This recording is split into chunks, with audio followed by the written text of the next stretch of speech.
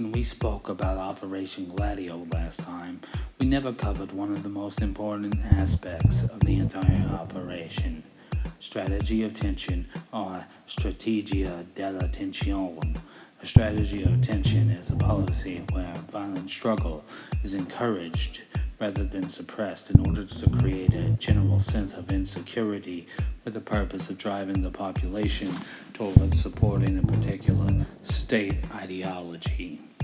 It's mostly identified with Italy's years of lead, where both Marxist and neo-fascists, along with intelligence agencies, performed NATO-sanctioned bombings, kidnappings, and murders.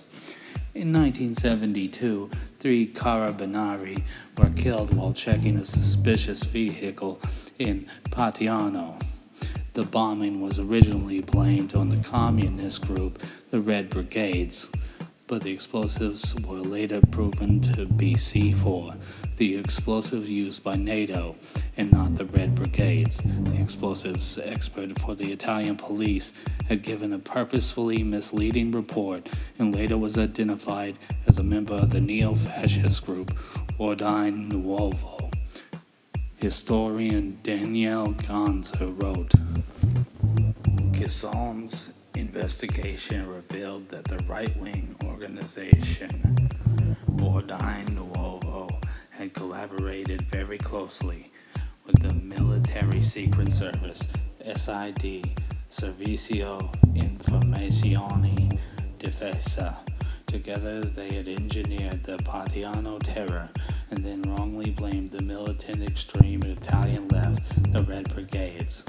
Judge Casson identified Ordine Nuovo member Vincenzo Vincigara as the man who had planted the Batano bomb. He confessed and testified that he had been covered by an entire network of sympathizers in Italy and abroad who had ensured that after the attack he could escape. A whole mechanism came into action, Vincigara recalled. That is, the Carabinieri, the Minister of the Interior, the Customs Services, and the military and civilian intelligence services accepted the ideological reasoning behind the attack.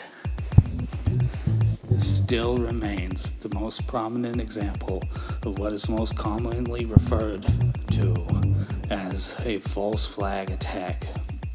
Anyone familiar with the incoherent ramblings of Alex Jones has probably heard this phrase more times than they would like to remember.